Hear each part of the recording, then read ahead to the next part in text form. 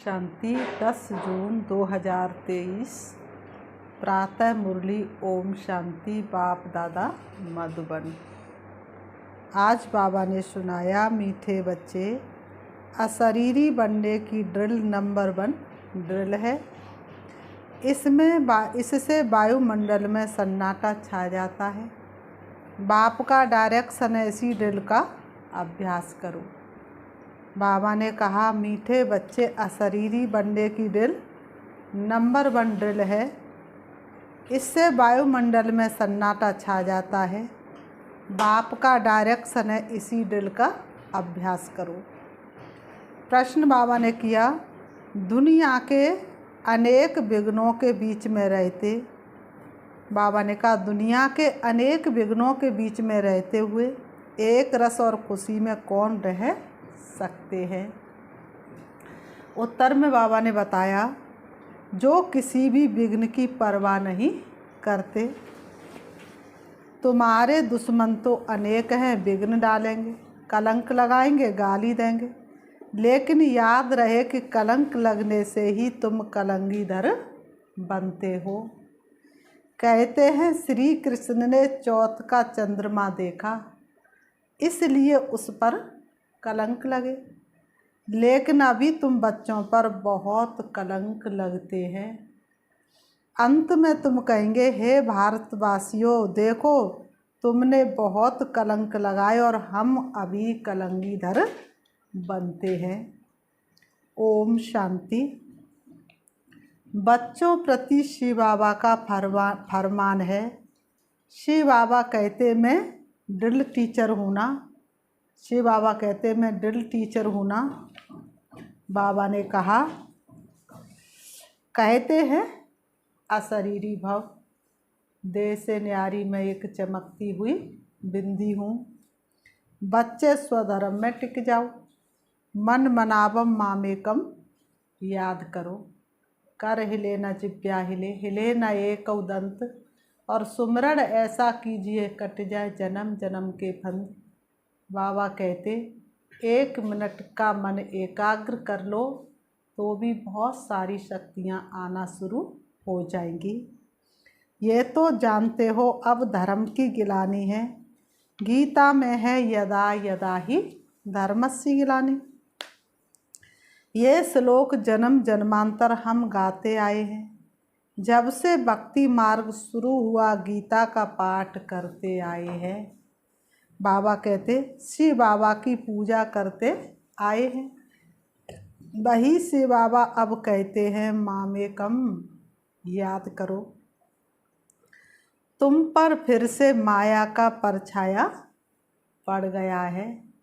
माया में छाए भारत को शिव ने आ ललकारा है, तज देहवान। अब मैं आया हूँ माया पर जीत पहनाने के लिए, इसलिए मन मनावो, क्योंकि तुमको वापस घर जाना है। मेरे परम धाम में आओ लाडले बच्चों कहकर हम पर प्यार लुटाते हैं। अगर श्री कृष्ण होता तो कहते, मध्याजीव भव। श्री कृष्ण को कृष्णपुरी में याद करो। ज्ञान का दाता कोई श्री कृष्ण नहीं है, वह तो है शिव। शिव की ही पूजा होती है, उनको परमात्मा कहा जाता है। इसलिए कोई भी भागवत करते तो भागवत से पहले हवन करते, उसमें कहते ब्रह्मा देवताय नमः, विष्णु देवताय नमः, शंकर देवताय नमः, और पीछे से कहते शिव परमात्मा नमः। तो हम आत्माओं को वहाँ जाना, इसलिए बाबा ड्रिल सिखलाते हैं। ये है नंबर 1 ड्रिल, मन मनावो, अशरीरी भव। तुम सब ब्राह्मण उनको याद करेंगे। अगर कोई शूद्र या और कोई ख्यालात में बैठा होगा तो वायुमंडल को खराब कर देगा। उस एक को जब सभी याद करेंगे तो सन्नाटा छा जाएगा। इतने सभी बैठे, 10-20 भाई बहन बैठे और एक की याद में अर्थात खो जाए तो सन्नाटा छा जाएगा। जैसे कोई मरता है तो सन्नाटा हो जाता है, आत्मा के अशरीरी होने का प्रभाव पड़ता है। तो अब बाबा कहते, तुम सब आत्माओं को वापस ले जाऊंगा। काल तो एक आत्मा को ले जाता है, मैं तो कालों का काल हूँ। मैं सबको लेने आया हूँ और मैं आता हूँ साधारण ब्रह्मा तन में। मैं मनुष्य सृष्टि का बीज रूप चैतन्य हूँ। मैंने ही गीता सुनाई थी, देखो तुम्हारे पर अब कलश रखा है ना। श्री कृष्ण की गोपियों को भी कलश दिखाते हैं। श्री कृष्ण की गोपियों के ऊपर क्या दिखाते हैं? कलश। और दिखाते हैं उन्होंने मटकी फोड़ी। वास्तव में श्री कृष्ण ने वो माखन वाली मटकी नहीं फोड़ी थी। इस समय आकर के हमारे सिर पर जो पापों का बोझा है, पापों का घड़ा भरा हुआ है, वह शिव बाबा ने आकर के उतारी और ज्ञान का कलश हम सबके सिर पर रखा। तो मैंने ही गीता सुनाई थी, देखो तुम्हारे पर अब कलश रखा है ना। श्री कृष्ण की गोपियों को भी कलश दिखाते, कहते श्री कृष्ण ने मटकी तोड़ी। अब वह मटकी काहे की? तुम्हारे सिर पर जो विकारों की मटकी है उनको आकर के तोड़ते हैं और ज्ञान अमृत का कलश देते हैं। बाकी सतयुग में थोड़ी ही ऐसी कोई बातें हो सकती हैं। गोपियाँ तुम हो, गोपी वल्लभ की गोपियों पर जो जहर का कलश था वह फोड़ ज्ञान अमृत का कलश रखते हैं। तो इसमें बुद्धि बहुत अच्छी चाहिए, तब धारणा हो सकेगी। गोपियों का वल्लभ बाप तो है शिव बाबा, श्री कृष्ण को वल्लभ नहीं कह सकते। बाबा ने कहा श्री कृष्ण को गोपी वल्लभ नहीं कह सकते। बाबा कहते अब बाबा ने कहा लिखा है कि गोपियों को भगाया। अब बताओ, भगाने वाले को कोई भगवान कैसे मान सकता है? वास्तव में किसने किसको भगाया ये भक्तों को पता ही नहीं। तो बाबा ने कहा अब बाप कहते हैं, अब बाप थोड़े ही भगाएंगे, ये तो कायदा नहीं है। बाबा समझाते, जब कोई महात्मा कहे कि शिवोहम, तो वो लोग एक तरफ कहते हो महात्मा यानी महानात्मा, फिर अपने को परमात्मा अथवा शिवोहम क्यों कहते हो? बाबा ने कहा तुम्हारे समझाने की युक्ति बहुत अच्छी होनी चाहिए, जो हर व्यक्ति की बुद्धि में ये ज्ञान यथार्थ रीति बैठ जाए। बाबा ने कहा, तो बाबा कहते इसको ज्ञान का धर्म युद्ध कहा जाता है। तो बाबा महान आत्मा तो पवित्र आत्मा ठहरे, ये राज समझाना, इसको ज्ञान का धर्म युद्ध कहा जाता है। इन्हों के पास है शास्त्रों की मत और तुम्हारे पास है श्रीमत। बाबा कहते मैं आता ही तब हूँ जब राजयोग सिखलाना है। भारत के ऊपर ही ये सारा खेल है। हीरो हीरोइन का पाठ भारतवासियों को मिला हुआ है। वास्तव में वंदे मातरम भी इन माताओं को कहा जाता है। वंदे मातरम कहकर पावनता का दिया शिवालय, से पिता से प्रीत जुटा के तन मन का किया शिवालय। वह लोग तो भूमि को मातरम कहते हैं। भूमि तो तत्व है, उनको थोड़ी ही माता कहा जा सकता। इस धरनी में रहने वाली तुम माताएं हो, तुमको वंदे मातरम कहा जाता है। वह भूमि को वंदे मातरम कहते तो भूत पूजा हो गई। अभी तुम बच्चे योग बल से अपनी बादशाही लेते हो, सब मेहनत करते रहते हैं पवित्र वन बादशाही लेने के लिए। जिस तरफ साक्षात सर्व समर्थ सर्वशक्तिवान है उनकी ही जीत होनी है। जिसकी तरफ बाबा आप हैं उसकी हमेशा जीत है। कैसे कहूँ बाबा मेरी तुमसे कितनी प्रीत है। बाबा से प्रीत ही तो अमर है, बाकी दुनिया की तो प्रीत झूठी है। तो बाबा ने कहा परमात्मा की महिमा बिल्कुल अलग है। वह आकर दिल सिखलाते हैं कि मामे कम याद करो और सब तुमको दुख देने वाले हैं। सभी दुश्मन बन विघ्न डालते हैं। ये कोई नई बात नहीं है, हमको कोई दुनिया की परवाह हो रही है। श्री कृष्ण के लिए कहते चौथ का चंद्रमा देखा तब इतनी गाली खाई। कलंक जिन पर लगाते वही फिर कलंगीधर बनेंगे। फिर अंत में कहेंगे अरे भारतवासियों तुमने हमें कितनी गाली दी, देखो हम ये बन रहे हैं। बाबा ने कहा राज्य भाग्य ले रहे हैं, राहें बदल रही थी और जल रही थी दुनिया। अंत में सारी दुनिया के लोग जो विघ्न डालते हैं वो बहुत पछताएंगे। इसलिए मम्मा का कौन सा गीत था, उन्हीं के हैं उन्हीं के हैं उन्हीं पे मर मिटेंगे हम, बहुत पछताएगा जालम जमाने भर की राहों में। तो लड़ाई के मैदान पर तो बहुत सहन करना पड़ता है, तो जो राज्य भाग देते उन पर बलिहार जाना है, ये शिव बाबा समझा रहे हैं। ये दादा अपने को भगवान नहीं समझते हैं, इसलिए शिव बाबा कहते बच्चे ये तुम्हारा कल्प कल्प का पाठ है। तुम भी कहेंगे जब जब धर्म की गिलानी होती तब बाबा आते हैं। अब बाबा आया हुआ है और हम बाबा से वर्षा ले रहे हैं। निमंत्रण पत्र में भी लौकिक बाप के हद के बरसे और पारलौकिक बाप के बरसे वाली पॉइंट बहुत अच्छी लिखी हुई है। बेहद के बाप से ही बेहद का वर्षा मिलता है। लक्ष्मी नारायण को बेहद का वर्षा किसने दिया? बाबा ने। तो ये सब समझने की बातें हैं। हमारा ये सितम सहन करने का भी पार्ट है। 21 जन्मों के लिए बादशाही मिलती है, तो इसमें मेहनत करनी पड़ती है। गाया जाता है संसोज फादर स्टूडेंट सोज टीचर। अब तुम्हारा रियल पार्ट है। तुम समझा सकते हो वही हमारा बाप टीचर सतगुरु है, वही मनुष्य सृष्टि का बीज रूप रचयिता है, सब जीव आत्माओं का बाप है। उनको सर्वव्यापी कैसे कहेंगे? बाप तो ऊपर रहने वाला है, तब तो दुख में उनको याद करते हैं। वह आते तब जब धर्म गिलानी होती है। बाबा कहते हमारी जन्मभूमि भारत के रहवासी जब दुखी होते तब मुझे आना पड़ता है। परमात्मा की जन्मभूमि भारत है, ये अक्षर कोई के मुख से कभी निकलेगा नहीं। अगर सब परमात्मा हो तो सबकी जन्मभूमि भारत होगी, फिर विदेशों में क्यों?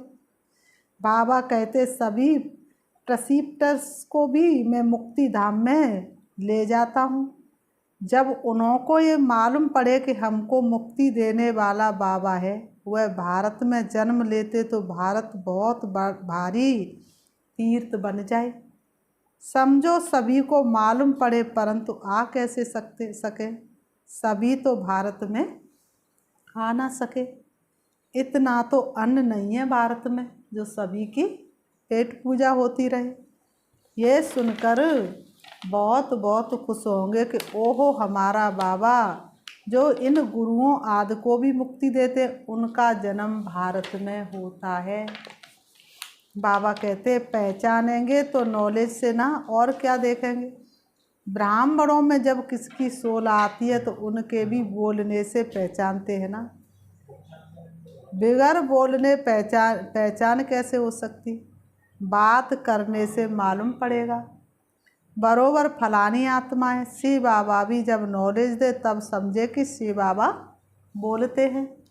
ज्ञान ये तो दे ना सके, ये सिवाय बाप के कोई समझा ना सके। कभी कभी कोई कहते हम शिव बाबा से बात करें, परंतु उनको पहचानेंगे कैसे? समझ भी नहीं सकेंगे। बुद्धि से समझना चाहिए कि ये नॉलेज बाबा के सिवाय कोई दे नहीं सकता। देखो कहाँ कहाँ बच्चियाँ बेगर देखे तड़प रही हैं। शिव बाबा से मिलने जरूर उनकी ताकत है जो खींचती है। बाबा की जरूर ताकत है जो सबको खींचती है, कशिश होती है। तो उनकी नॉलेज से मालूम पड़ता है बहुतों को भिन्न भिन्न प्रकार के साक्षात्कार भी होते हैं, परंतु उससे क्या फ़ायदा? तुम्हारा काम नॉलेज से है। बाबा कहते ये नॉलेज कोई दे ना सके। तो ये सारा गुप्त पाठ हुआ। कहते मैं आत्मा का रूप धारण कर इसमें प्रवेश हो जाता हूँ। तो ये नॉलेज इतनी बाबा ही देते हैं, हम थोड़े ही जानते थे। बाबा देखो कितनी कमाल करते हैं। हम तो थे उलझन में। मार्ग बताया आपने, हम तो थे गफलत में, दिया प्रकाश आपने। तो बाबा ने आकर के गफलत से निकाला, उलझन से निकाला, अंधकार से निकाला। तो कमाल है ना बाप की। बाबा ने कहा ये तो कमाल बाप की है। तो बाबा कहते ये नॉलेज इतनी बाबा ही देते, हम थोड़े ही जानते थे। बाबा देखो कितनी कमाल करते, कहते मुझे अपना वारिस बनाओ, मैं तुम्हारी इतनी सेवा करूँगा जो तुम्हारा बच्चा भी कभी नहीं कर सकेगा। बाबा कहते मुझे अपना बच्चा बनाओ तो तुम्हारी इतनी सेवा करूँगा। बाबा का बनने के बाद, यज्ञ में समर्पित होने के बाद कितने सारे परिवार अपने परिवार हो जाते हैं और कितनों की दुआएं मिलती हैं और बाबा कितनों को हमारी सेवा के निमित्त बना देते हैं। बाबा कहते मैं तुमको 21 जन्म के लिए राज भाग्य दूंगा, फिर भी अगर वारिस ना बनावे तो तकदीर कहा जाता है। तुम बच्चियां जानती हो हम शिव बाबा से वर्षा लेने के लिए यहाँ आए। शिव बाबा को और बैकुंठ को तुम सिवाय दिव्य दृष्टि के देख ना सको। ज्ञान तो बिल्कुल क्लियर मिल रहा है ना। हमको बाबा राजयोग सिखलाते हैं।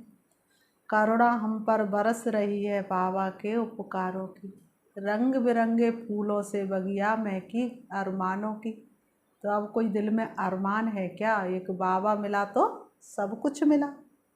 हम नर से नारायण बनते ये राजयोग सिखलाते ही अंत में है, तब तो फिर सतयुग में राजा रानी बनेंगे।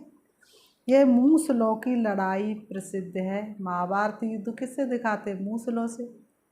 गीता से देवी देवता धर्म की स्थापना हुई। उस समय तो और कोई धर्म था ही नहीं। बाबा ने कहा वे सब कहाँ गए? विनाश हुआ। बिल्कुल सहज समझने की बातें हैं। ट्रेन में तो तुम बच्चे बहुत सर्विस कर सकते हो। कितने सारे भाई बहन होते ट्रेन में। बाबा कहते कितनों को तुम एक साथ संदेश दे सकते हो, फिर भी प्रजा तो बन जाएगी ना। बाबा ने कहा ट्रेन में इतनी सर्विस हो सकती है, एक डिब्बे में से दूसरे डिब्बे में चले जाओ, तीसरे में चले जाओ।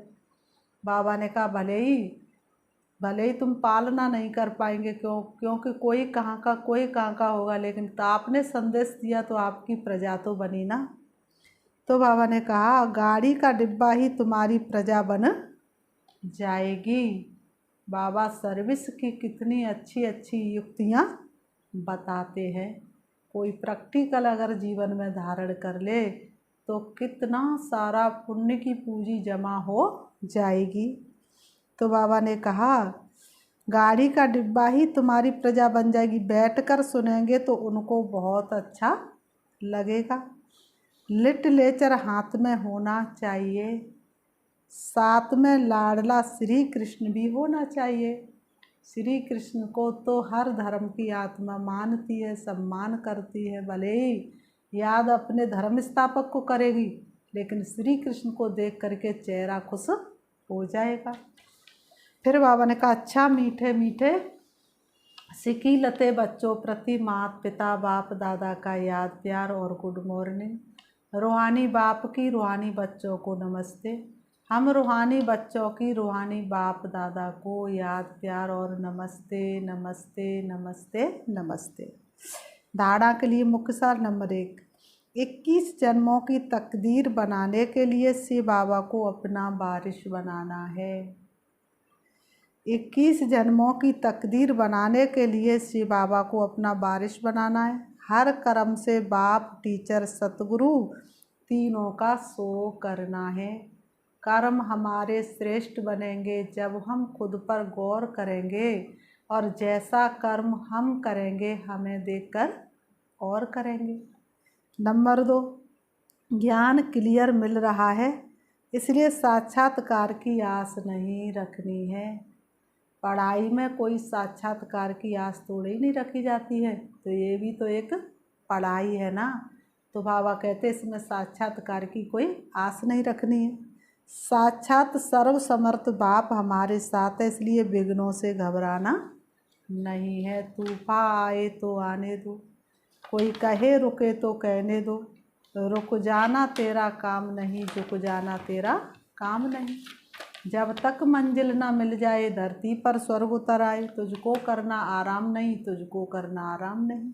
वरदान मेरा बाबा के स्मृति स्वरूप द्वारा समर्थियों का अधिकार प्राप्त करने वाले समर्थ आत्मा भव। मेरा बाबा के स्मृति स्वरूप द्वारा समर्थियों का अधिकार प्राप्त करने वाले समर्थ आत्मा भव। स्पष्टीकरण है। कल्प पहले की स्मृति आते ही बच्चे कहते तुम मेरे और बाप कहते तुम मेरे हो। इस मेरेपन की स्मृति से नया जीवन, नया जहान मिल गया और सदा के लिए मेरा बाबा इस स्मृति स्वरूप में टिक गए। इसी स्मृति के रिटर्न में समर्थी स्वरूप बन गए। जो जितना स्मृति में रहते हैं उतना उन्हें समर्थियों का अधिकार प्राप्त होता है। जहाँ स्मृति है वहाँ समर्थी है ही। थोड़ी भी विस्मृति है तो व्यर्थ है।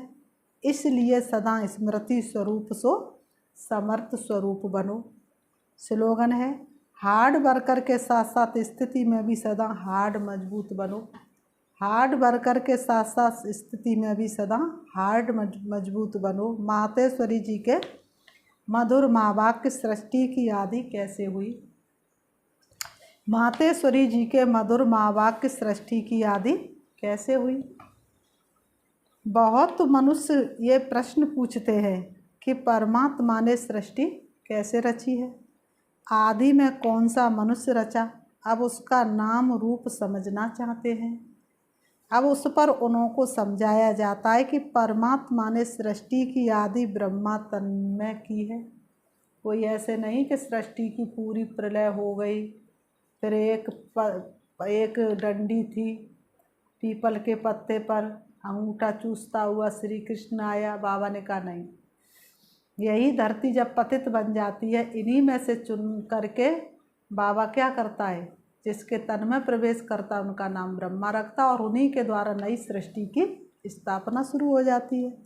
पहला आदमी ब्रह्मा रचा है, तो जिस परमात्मा ने सृष्टि की आदि की है वो तो अवश्य परमात्मा ने भी इस सृष्टि में अपना पार्ट अवश्य बजाया है। अब परमात्मा ने कैसे पाठ बजाया। पहले तो परमात्मा ने सृष्टि को रचा, उसमें भी पहले ब्रह्मा को रचा, तो गोया पहले ब्रह्मा की पवित्र आत्मा हुई, वही जाकर श्री कृष्ण बने। उसी तन द्वारा फिर देवी देवताओं के सृष्टि की स्थापना की।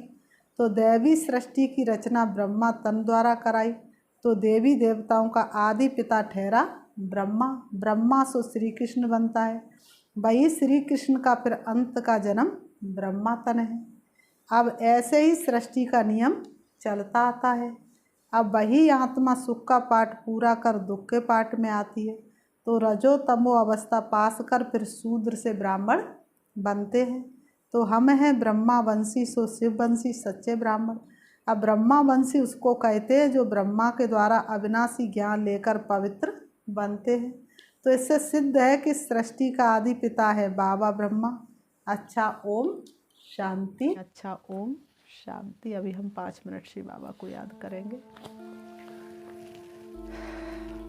चारों तरफ से अपने मन को हटाएंगे, टिकाएंगे अपने मन को एक ही संकल्प में। मैं शक्तिशाली आत्मा हूँ, मैं शक्तिशाली आत्मा हूँ, मैं शक्तिशाली आत्मा हूँ, मैं निर्विघ्न आत्मा हूँ, मैं निर्विघ्न आत्मा हूँ, मैं निर्विघ्न आत्मा हूँ। सर्वशक्तिवान बाप की संतान हूँ, इसलिए कोई भी विघ्न मेरे सामने टिक नहीं सकता। मेरे अंदर सर्व शक्तियाँ हैं। मैं रूप में बिंदु हूँ, अति सूक्ष्म हूँ, लेकिन मेरा प्रकाश सूर्य से भी ज़्यादा तेज है। मुझे आत्मा की किरणें चारों तरफ फैली हुई है। मैं आत्मा सारे विश्व के दुख हरने वाली हूँ, क्योंकि मैं दुख हरता सुख करता बाप की संतान हूँ। अब मैं आत्मा अपने प्यारे पिता परमात्मा से मिलने के लिए उनके पास परम धाम जा रही हूँ। पहुँच जाती हूँ अपने मीठे घर में। देख रही हूँ शक्तिशाली सर्व शक्तियों के सागर, पूरे ब्रह्मांड में जिनका प्रकाश फैला हुआ है। दिव्य चक्षु के द्वारा मैं अपने प्यारे पिता परमात्मा को देख रही हूँ।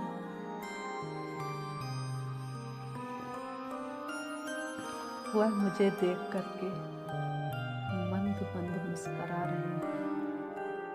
उनकी मुस्कुराहट की मुझे अनुभूति हो रही है। मैं कितनी भाग्यशाली हूँ। कैसे बाबा अपने भाग्य की सराहना करूं। आपने मुझे क्या से क्या बना दिया। आपने मुझे भटकने से छुड़ा दिया।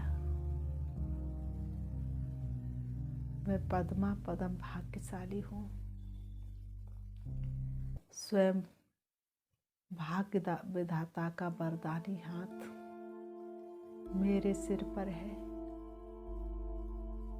इससे बड़ा भाग्य और क्या हो सकता है। उनकी किरणें मुझे शक्तियों से भरपूर करती जा रही हैं। मैं आत्मा शक्तिशाली स्थिति का अनुभव कर रही हूँ। शिव बाबा से शक्ति लेकर मैं वापस आ रही हूँ। आ जाती हूँ सृष्टि रंगमंच पर।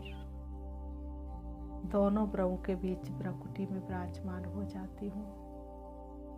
अब मुझे आत्मा में पहले से कई गुना ज्यादा शक्ति है।